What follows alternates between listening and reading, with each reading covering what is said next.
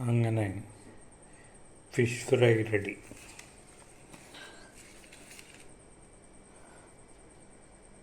ഇതാണ് വെണ്ണയിൽ പൊരിച്ച fish fry.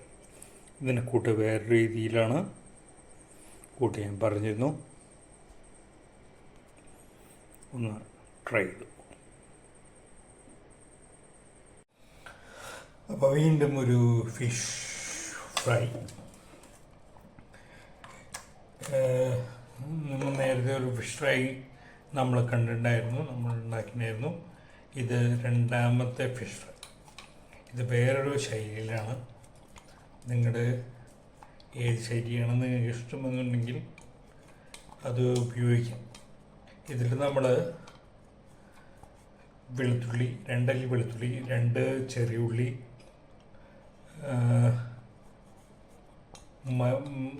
ഒരു വേപ്പില, ഒരു തണ്ട് വേപ്പില, 1 സ്പൂൺ ഉപ്പ്,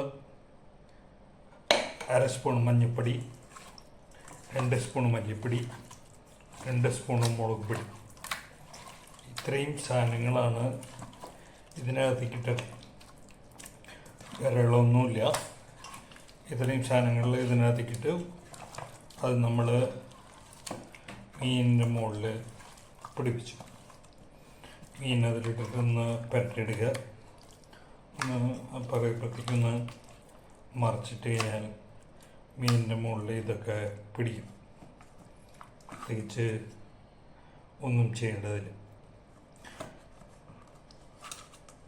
അപ്പം ഇനി മീൻ ഇങ്ങനെ ഒരു അരമണിക്കൂർ ഇരിയണം. അത് കഴിഞ്ഞിട്ട് വീണ്ടും വരാം. അപ്പോൾ നമ്മൾ ഫിഷ് വറുക്കാൻ പോവുകയാണ്. ഇവിടെ ഒരു ഗ്രിൽ പാൻ അടുപ്പത്ത് വെച്ചു. ചൂടായി വരുന്നു അല്ല, ചൂടായി. അതിലേക്ക് ഒരു കഷ്ണം ബട്ടർ.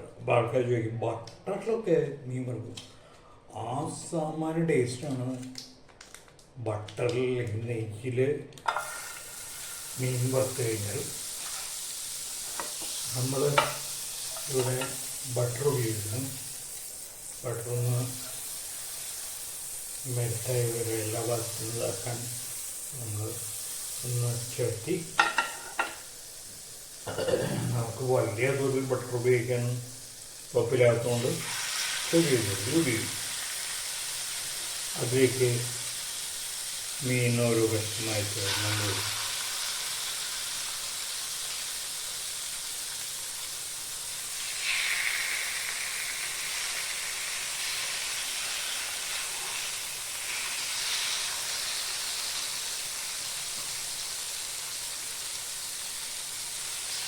ഞാനിവിടെ കേരയാണ് മീൻ എടുത്തിട്ടുള്ളത്. ഒരു 4-5 മിനിറ്റ് വെച്ചിട്ട് ഓരോ വശവും മറിച്ചിട്ട് ഉപയോഗിക്കുക. നേരത്തെ പറഞ്ഞ പോലെ ഞാൻ മുമ്പ് ഫിഷ് ഫ്രൈയുടെ സമയത്ത് പറഞ്ഞിരുന്നു, ഇത് ഫ്രൈ ചെയ്യുന്ന സമയത്ത് ഇതിൻ്റെ ചുറ്റുമെടുത്തൊരു വെള്ള നിറം വരും. ആ വെള്ള നിറം വരുമ്പോഴാണ് മറിച്ചിടാന്ന് പറഞ്ഞിരുന്നു. ബാക്കിയുള്ള മസാല ഞാൻ ഇതിൻ്റെ മുകളിൽ വെച്ചു.